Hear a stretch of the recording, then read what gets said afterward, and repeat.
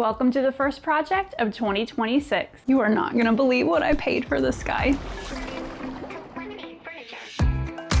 Today we're gonna do 5 ways that you can flip an outdated China hutch. I'm gonna show you from start to finish how I flipped this huge hutch, and I'm actually gonna turn it into 2 very sellable pieces that are gonna make a lot of money for me in my Dallas area when I sell these. I'm taking you along on this adventure today so I can show you what you need to do with pieces that maybe you've inherited, some things that you don't know what to do with. Maybe you're also looking for an extra way to make some money, and this is a fun way to do it with one piece that turns into 2, or you're just looking to refresh your home with a piece that you already have and feel like it's a bit dated. I'm gonna take you through all of it, you guys. So hang on, we're going for a ride. So this piece right here, well, it's in really good shape, so there's not a whole lot that I need to fix today, which is perfect for these flips because it turns out that they can be done pretty quickly. This one really shouldn't take me more than 2 to 3 days, and that includes all of my drying time. The number one thing I'm looking for when I flip these is the shape.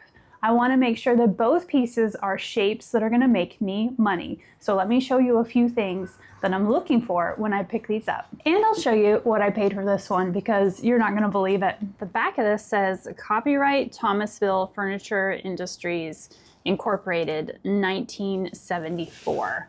So I am going to assume that that is the date from this piece. And from the looks of it, it probably lines up. Some other things I notice, it's been moved a few times, and it is actually not solid wood. So we've got this piece right here, which is a piece of veneer that is stuck probably on top of some particle board that's underneath here. And then we've got some really thin wooden sides. They're probably not made out of the best wood. The second thing you want to do when you're flipping these pieces is make sure that you're getting them really clean. Chances are they have been well loved and well kept in someone's home, which means they have tons of furniture polish on them. And to make whatever you're getting ready to do to this stick and adhere, you've got to get all of that pledge off of there. So I like to use simple green. I put it in a bucket with hot water and give everything a really good clean.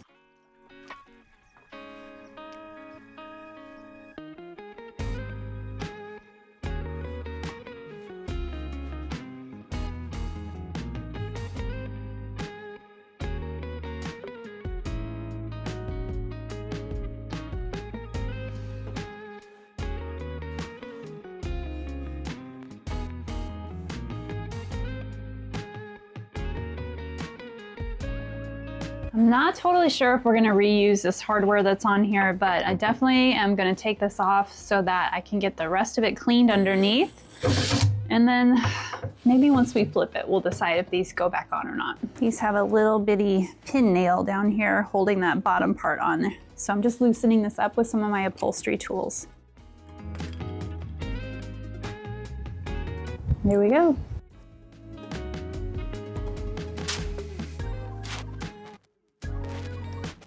I've got my gloves on, I've got my mask and my orbital sander. I've got 120 grit on here. I'm not taking this down to bare wood. It really just needs a really good scuff sand to it. Make sure that the next step that we do is gonna adhere nicely. But mainly I'm doing this because I've got to get off some of these scratches on the top. You could use Bondo, you could use wood fill, but since I have to sand anyways, I'm gonna try to get these out with sanding instead of having to fill them and then making sure that it looks like it's perfect underneath the paint. Let's see if we can get these scratches out this way instead.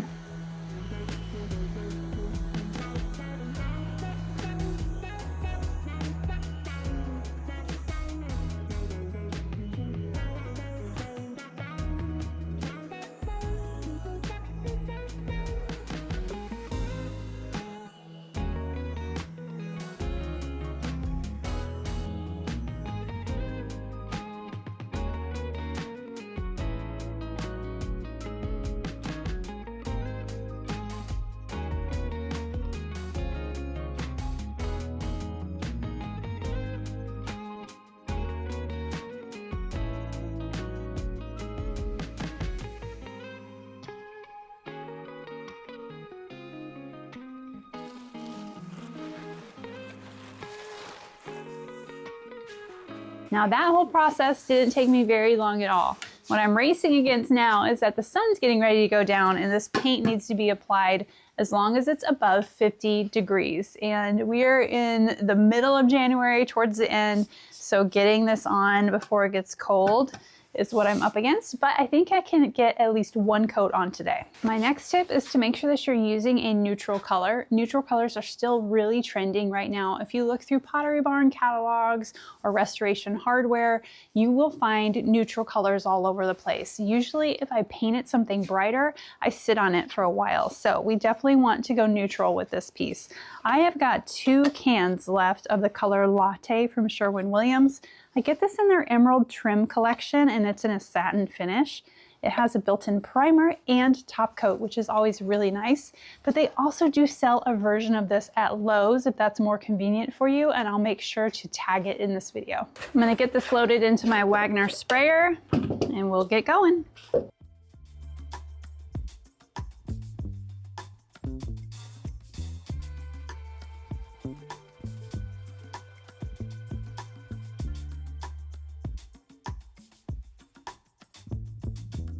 Almost forgot. I need to tape up these hinges before we get started. I know you guys, some of you get so mad at me that I paint with the hinges on, but sometimes I just do because it makes it so much easier. So here's the trick. A little bit of tape along the hinge. Take a razor blade, cut off the extra, because you can always go back and touch this up with a little mini paintbrush, but the less touch-ups, the better. So you can just fit that tape right to size, and then that way you don't get the hinge, but you get the part of the door that you need to paint.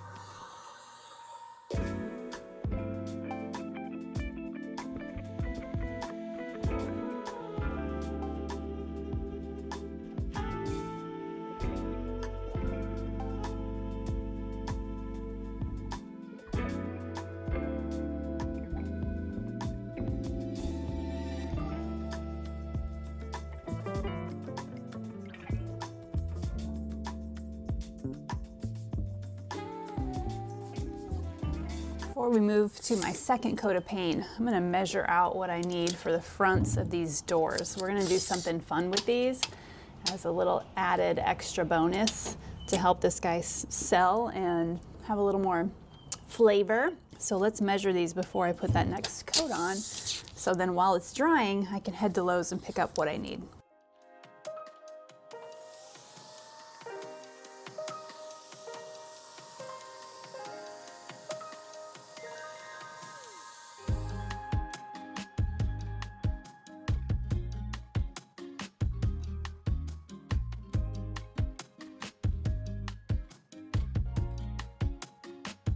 Time to take a Lowe's trip. I need to find the piece of plywood that I'm looking for to like zhuzh up these doors.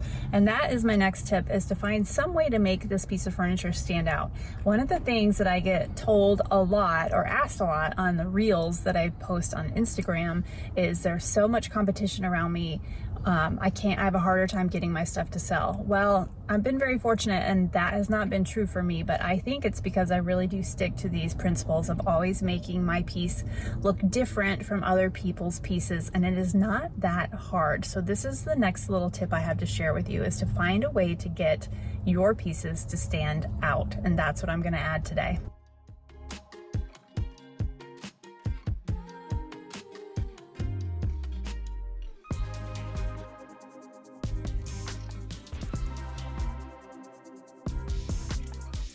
All right, I've got my 3 panels cut down to size from Lowe's, and I am ready to show you what we're gonna do to take this to the next level. This is one of the moments where having the right tool is gonna completely change what's possible in my DIY project. I'm gonna be using my Creality Falcon 2 Pro S, which is a 40-watt enclosed diode laser, and it has been such a game changer for my projects. I've showed you guys what I've created with this a few times, and they are sponsoring today's video, so I reached out to them and told them my idea for the sideboard, and they're like, yes, let's do it. Let's show everybody how this works and how this is going to take my project up another notch. So let me show you how relatively easy this is to use and how I can quickly create these drawer fronts. I'll open up my Falcon design space, and I'm greeted with all these fun projects that I can create, but I've already designed my own. So I'll go into my canvas and upload the project that I want to use.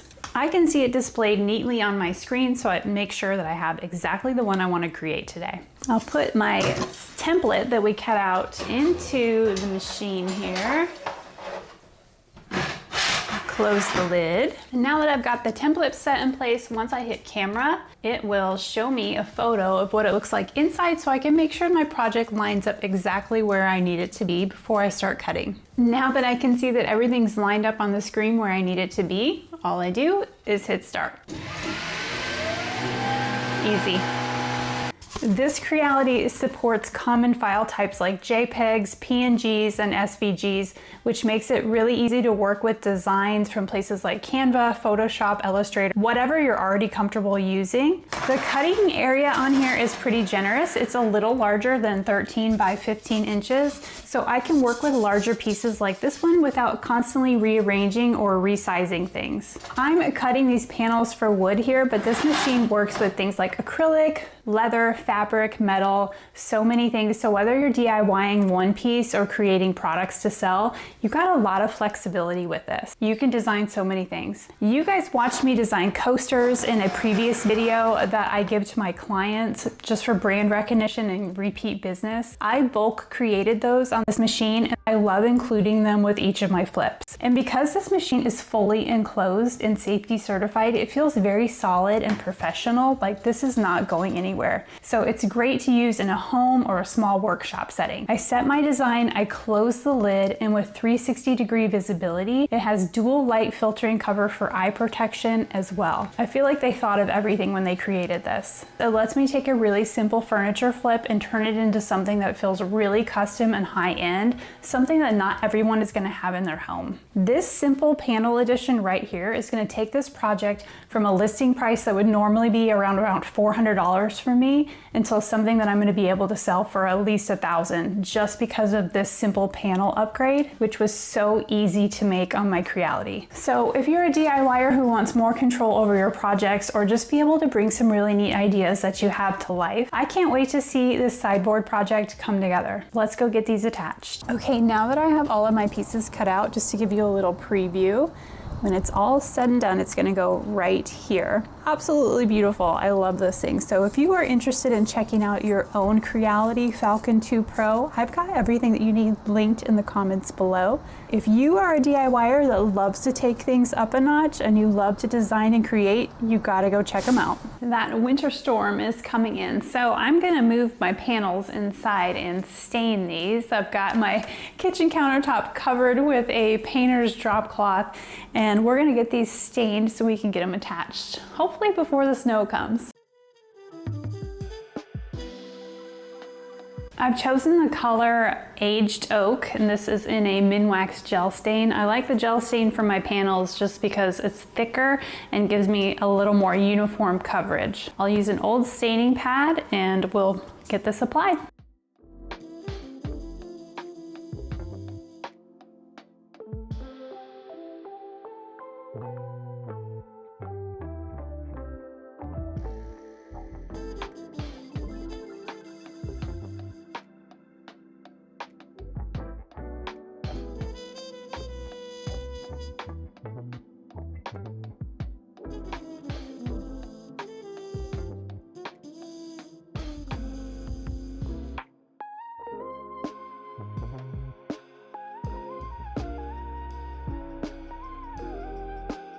Are you my helper?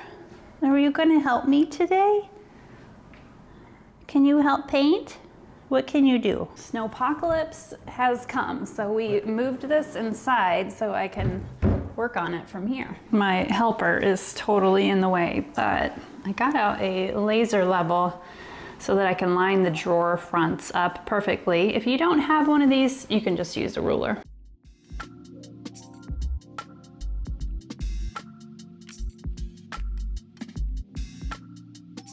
I'm going to use some liquid nails to get these applied so that they do not move. You could probably use some Gorilla Glue if that's what you had on hand. I'm too scared to use like a finishing nail because this is so thin, it'll probably crack. But I've used this numerous times on the channel and it never moves once it's stuck. So we should be good with this.